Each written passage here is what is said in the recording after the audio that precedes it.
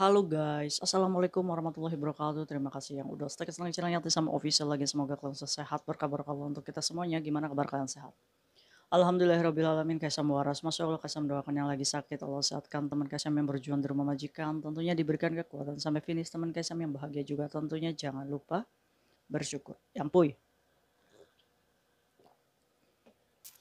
Aduh, kalian lagi pada ngapain cuy? Gosip Kaisam. Ayo Kaisam gosip.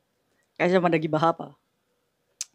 Aduh, ada beberapa ya anak tomboy di terminate sama majikan itu sangat susah sekali ya coy cari majikan ya. Terus terlalu gemuk banget juga susah banget cari majikan. Majikan Hongkong tuh nggak tahu pengennya perfect kali ya apa ya cuy. Padahal kan nobody is perfect ya cuy. Tapi majikan Hongkong tuh pilih-pilih cuy untuk body gitu kan. Pokoknya rambut pendek aja udah di judge gitu, nakal. Padahal sih tipe-tipe kayak itu sampai rajin ini. Tapi ya mau gimana lagi ya.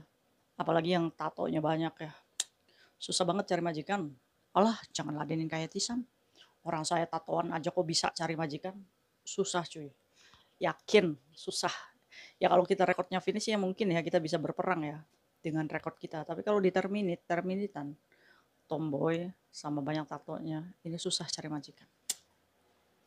Jadi mukanya emak-emak ya kayak Tisam yang bisa cari majikan ya beruntung-beruntungan sih cuy ya. Apalagi di luar sana tuh lagi banyak banget ngebludak terminitan ya. Oke, ada satu kisah di mana kisah ini mungkin jadikan pembelajaran untuk kita buat teman-teman kayak Tisam yang baru datang di Hong Kong ya. Baru melihat dunia surganya pekerja migran ya kan.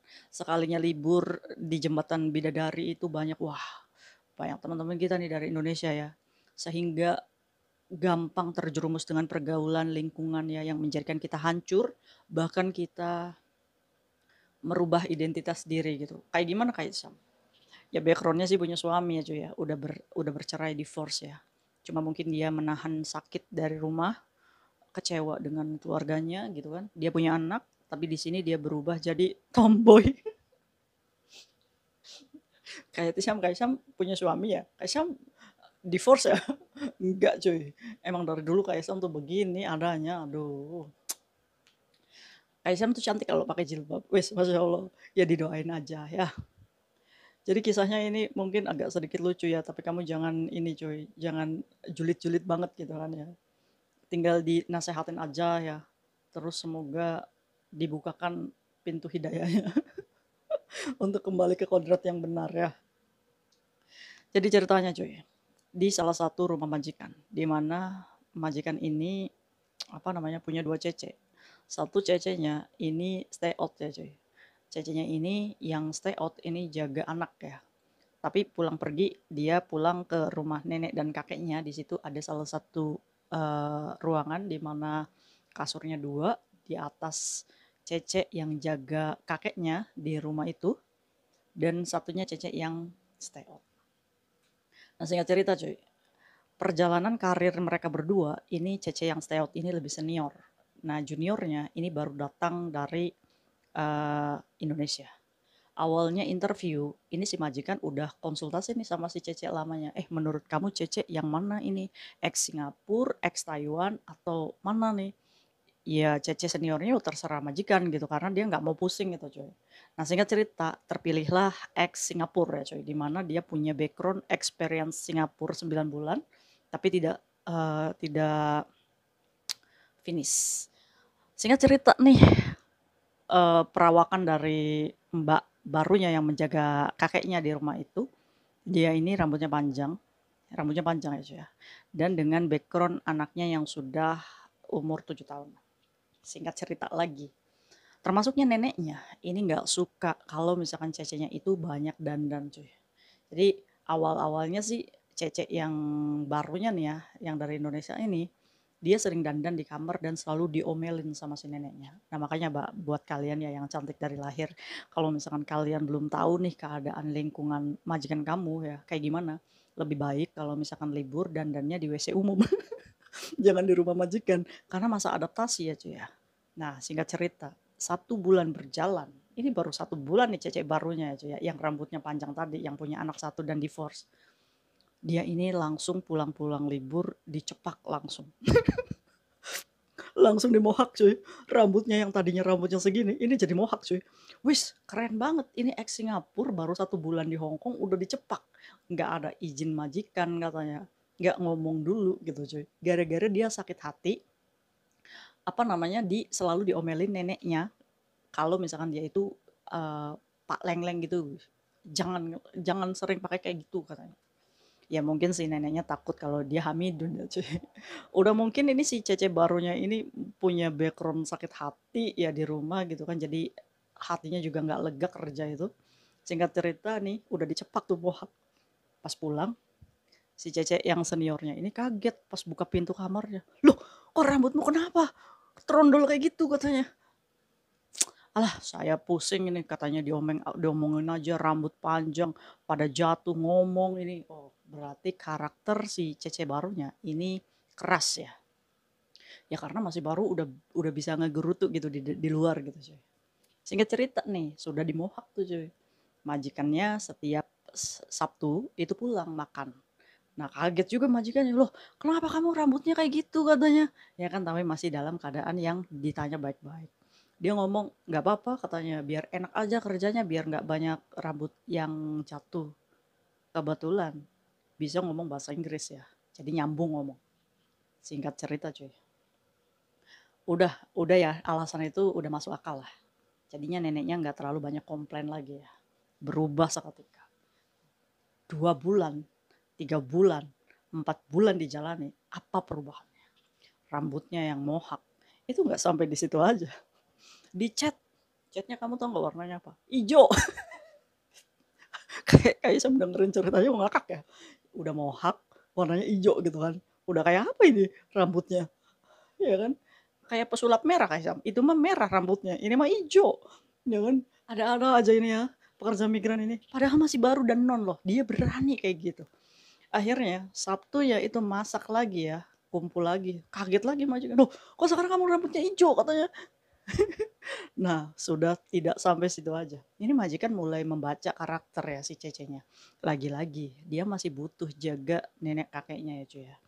Nah dia ini sering dibanding-bandingin juga sama si Cece yang stay out itu yang udah lama. Mungkin Cecenya yang stay out itu nurut kali ya cuy ya. Jadi dibanding-bandingin terus makin stres ini. Nah nggak tahu pergaulan di luarnya kayak gimana. Si Cecenya yang tadinya itu rambut panjang, trondol sampai warna hijau itu kan, sampai dicat warna hijau, tapi nggak dipecat sama majikannya cuy. Apa yang terjadi lagi? Yang terjadi lagi sudah kerja di 9 bulannya ini ya, pulang-pulang ditato, ditato, ditatonya nggak nanggung-nanggung di sini nih cuy, di bagian sini. Itu kan akhirnya kelihatan ya. Nah, satu tato lolos. Ini majikannya masih berpikir rasional ya. Oh oke, menganggap tato ini adalah art ya. Jadi gambar suatu keindahan. Kalau dia suka selama tidak menghalangi pekerjaannya ya kenapa enggak gitu aja ya. Udah ditato di sini. Berarti kan kita ya walaupun ya nggak tahu ya suzon-suzon majikan tuh gimana. Nah karena dari perjalanan ini mengkhawatirkan, akhirnya si majikan ini mintalah paspor si cecenya ini cuy. Saat minta paspornya, apakah ada? Ada dikasihkan ke majikan. Nah, singkat cerita lagi cuy, udah tato satu, tambah lagi di lengan sini tatonya. Wes keren. 10 bulan kerja di Hong Kong, dia sudah merubah penampilannya yang tadinya inces ya, sekarang jadi king. Wes. Punya pacar nggak Kaisang di luar? Ya kita nggak tahu ya juga. Ada aja. Ini teman-teman kita memang kadang aji mumpung ada di sini aja. Ah mumpung di luar negeri, tatoin lah yang banyak gitu kan. Di sini di jidat, di pipi, di hidung semua ditato. Kira-kira kalau kamu ditato kira-kira mau gambar apa cuy? Gambar gunung aja dah. Yang zaman dulu tuh bu, naik lagi. Gambar gunung aja. Gak apa-apa Syam, saya mau gambar ular biar keren. Aduh, mahal-mahal ya cuy ya, gaji habis kena bikin tato. Nah singkat cerita, konfliknya di mana? Konfliknya cuy, saat semua ini majikan menerima dengan semua tingkah laku si cecenya, yang terjadi apa? Dia terbawa pergaulan luar di mana ternyata usut punya usut cuy. Pacarnya ini adalah anak overtime. Pacarnya cewek nggak Kaisang? Yo tanya sendiri. ya kan? Tapi menurut pengakuannya, dia ini punya couple. Berarti couple ini berarti cewek lagi ya pacarnya ya. Nah, dia ini anak overstay di luar dan mengiming-imingi bahwa untuk stay together. Ini adalah merupakan pembodohan menurut Kaisam ya. Buat kalian yang berharap dengan hubungan yang seperti ini, wis udah salah kaprah kalian itu. Apalagi stay together dengan merangkai mimpi indah di sini dengan sewa rumah sendiri misalkan ya kan, kerja serabutan, ilegal, berharap gaji yang lebih. Nah, yang terjadi adalah di bulan 11 kerjanya. Ini dia ini minta paspornya untuk mengurus bank katanya cuy. Nggak tahu apa Bank Indonesia atau apa. Jadi akhirnya majikan ini memberikan paspornya. Singkat cerita, si Cece seniornya ini pulang kerja. Di mana saat pulang, ini si Cecenya ini kan posisi libur cuy. Nah, cuma pas dia buka pintu, loh kok belum pulang? Biasanya kan udah pulang ya jam segini. Ditunggu sampai jam 12, enggak pulang-pulang. Sampai pada akhirnya mata si Cece seniornya ini tertuju di sebuah meja di mana di kamarnya itu kuncinya itu digeletakin coy. Saat dia itu ngambil kuncinya, dia langsung curiga dan buka lemarinya dan ternyata sudah kosong. Waduh, langsunglah report dia ke majikannya ya. Karena kan yang ngejeng kan majikannya ya.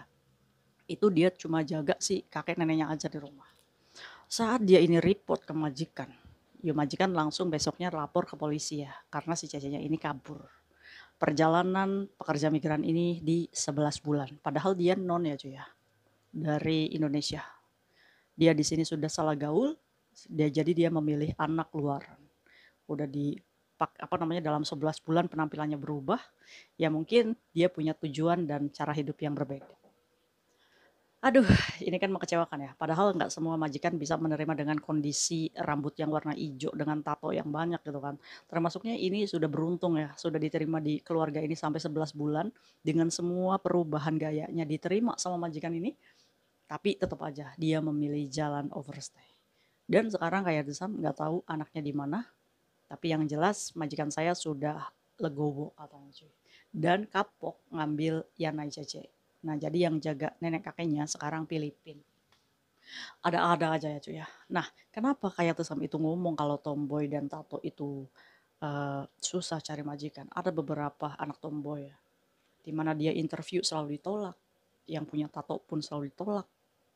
Ini kan berarti ada pandangan sisi buruk ya majikan Hongkong ini terhadap kita yang punya tato dan rambut yang aneh-aneh gitu, serta potongan yang kayak laki-laki seperti ini. Ya, menurut Kaisam ya cuy ya, ya jalan hidup itu kan memang pilihan kita ya. Cuma ya jangan terlalu berlebihan lah. Ya, jadi kalian itu jangan karena aji mumpung di sini kehidupan yang bebas, kalian itu ditato sampai hidung-hidung ditato gitu kan. Rambut gonta-ganti warna kayak lampu merah Mijiku Hibiniu gitu kan, merah kuning hijau gitu kan. Mumpung guys ya, mumpung. Gaji sendiri kayaknya mumpung. Iya, aji mumpung itu kan kampungan menurut Kaisam ya. Terus juga jangan terlalu berlebihan ya. Ini teguran ya untuk teman-teman kayak Artisam ya yang mungkin dia memiliki hormon maskulin itu lebih gede ya. Jadi hormon maskulin itu adalah anak-anak yang tomboy di mana dia memiliki hormon maskulin yang lebih besar ya daripada hormon femininnya ya. Jadi dia ini jadi ya itu tadi kita nggak tahu background sebelumnya itu kenapa. Jadi seolah-olah pengen menunjukkan validasi gitu. Di mana kalian itu ya boleh sih kalian itu gandengan tangan sih boleh-boleh aja. Kita kan bestie juga gandengan tangan ya cuy ya. Ya cuma kan kadang ya kita itu kan membuat sudut pandang yang berbeda gitu. Jadi menurut Kaisem semakin kita dewasa, semakin tua gitu kan ya harusnya kita bisa belajar dari lingkungan gitu. Kan kadang kalau misalkan ditegur siapa yang makin benci ya nggak usah dilihat dong. Ya nggak gitu juga konsepnya bos ya. Kita tuh punya keluarga di rumah, kita juga punya keluarga di mana keluarga kita tuh punya adab, punya agama, di mana ya kalau misalkan memang apa namanya penyakit ya, ini kan penyakit ya, penyakit loh cuy, ini penyakit ya, jadi jangan coba-coba dan jangan dicontoh, penyakit karena menular. Jadi kalian yang tadinya apa namanya nggak tahu kehidupan kayak gini, coba-coba jadinya terjebak. Saran kayak Tisam sih, tetap normal ya, tetap berdiri di apa namanya hidup yang biasa-biasa saja gitu. Kembalikan di sini kerja untuk apa? dan tujuannya apa. Ya, jadi jangan terlalu berlebihan. Kayak Tisam takut ya, takut dikeropok sama tomboy-tomboy. Enggak, kayak Sam cuma hanya mengingatkan jangan lost control ya. Publish media publik itu bukan milik kita. Jadi kalian tuh jalan sama couple-nya kamu misalkan. Ya jangan kayak merasa ngontrak gitu yang lainnya, ya kan? Cium pipi, pegangan, dempet-dempetan di MTR gitu kan. Di mana? Ya mesum gitu kan. Udah kita itu salah, menyimpang, ya kan? Kita tuh ya harusnya sadar diri gitu cuy. Tahu diri, lebih ke situnya aja ya.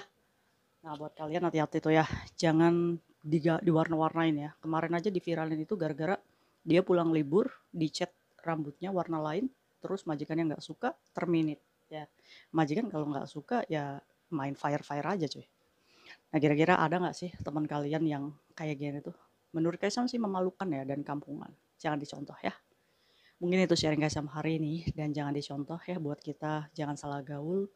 Kita juga harus bisa belajar dari lingkungan pertemanan kita, jangan sampai berdampak untuk kita sendiri. Ya, mungkin itu sharing Kaisang hari ini. Semoga bermanfaat untuk kita semuanya. See you next video. Bye-bye. Assalamualaikum warahmatullahi wabarakatuh. Ya, Boy.